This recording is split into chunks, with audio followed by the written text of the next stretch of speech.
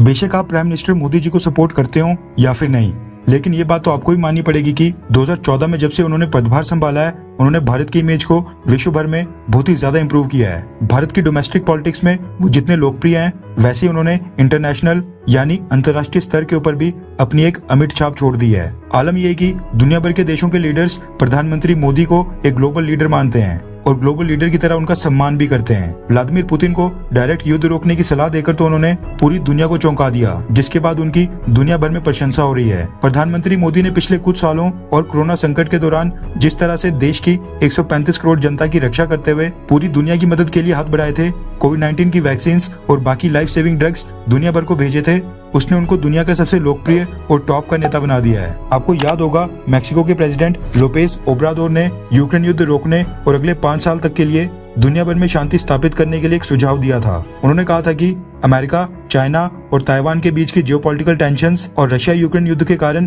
पूरी दुनिया प्रभावित हो रही है। महंगाई रिकॉर्ड स्तर के ऊपर पहुंच गई है और सप्लाई चेन के इश्यूज लगातार पैदा हो रहे हैं। यानी दुनिया भर में जो मेजर युद्ध हो रहे हैं, उनके कारण न सिर्फ युद्ध में शामिल जो देश हैं वो प्रभावित हो रहे हैं, बल्कि अब दुनिया के बाकी देश भी प्रभावित होने लगे हैं। कभी फूड प्राइसेस बढ़ रहे हैं, कभी क्रूड ऑयल के प्राइसेस आसमान छू रहे हैं, फर्टिलाइजर्स की मार्केट में शॉर्टेज हो रही है और साथ में सेमीकंडक्टर प्रोडक्शन के ऊपर असर पड़ रहा है। उन्होंने कहा था कि अब जब मिडिल ईस्ट से लेकर साउथ चाइना सी और यूरोप हर जगह में युद्ध हो रहे हैं, तो ग्लोबल इकोनॉमी की रिकवरी इससे काफी इम्पॉसिबल हो जाएगी। इसलिए उनके मुताबिक अब युद्ध को रोकने के लिए एक नई रणनीति चाहिए, ताकि कम से कम अगले 5 सालों के लिए किसी भी तरह दुनिया में शांति स्थापित हो और जो रिसेशन का खतरा लगातार पैदा हो गया है उसको किसी भी तरह टाला जा सके। मैक्सिकन प्रेसिडेंट लोपेज ओब्राडोर ने कहा था कि यूनाइटेड नेशंस में एक नया कमीशन स्थापित किया जाए, जिसमें प्रधानमंत्री नरेंद्र मोदी, पोप फ्रांसिस और यूनाइटेड नेशंस के प्रेसिडेंट एंटोनियो गुटेरेस शामिल होंगे। उन्होंने कहा था कि इस कमीशन का गोल दुनिया के अलग अलग कोनों में युद्ध को रोकना और वर्ल्ड में पीस यानी विश्व में शांति सुनिश्चित करने के लिए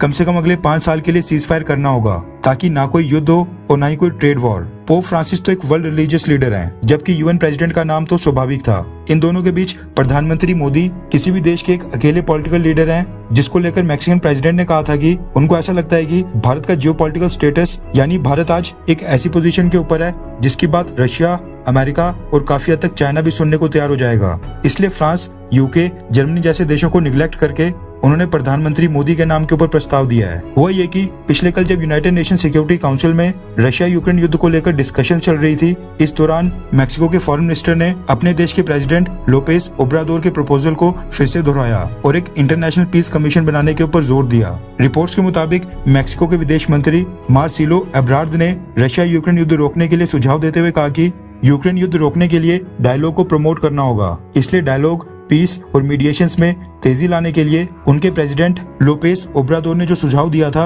उसको कंसीडर किया जाए और प्रधानमंत्री मोदी, पोप फ्रांसिस और यूएन चीफ एंटोनियो गुटेरेस वाले इंटरनेशनल पीस कमीशन का गठन किया जाए। मार्सिलो एब्रार्ड ने यहाँ पर नाम लेकर प्रधानमंत्री मोदी को मेंशन किया था। मैक्सिकन प्रेसिडेंट के प्रस्ताव के मुताबिक इंटरनेशनल पीस कमीशन में शामिल प्रधानमंत्री मोदी, यूएन के प्रेसिडेंट एंटोनियो गुटेरेस और पोप फ्रांसिस दुनिया में हो रहे हर जगह युद्ध को रोकने के लिए जल्दी आपस में मिलेंगे और बातचीत करके इन्वॉल्व पार्टी के साथ कंसल्टेशन के बाद एक पीस रेजोल्यूशन यानी शांति प्रस्ताव पेश करेंगे, जो उन देशों को मानना होगा। खैर, आपको क्या लगता है कि अगर इस तरह का पीस कमीशन बनता है तो क्या कोई देश प्रधानमंत्री मोदी, पोप फ्रांसिस और एंटोनियो गुटेरेस की बात सुनेगा? हाँ या फिर ना? नीचे कमेंट करके अपनी राय जरूर बताएं।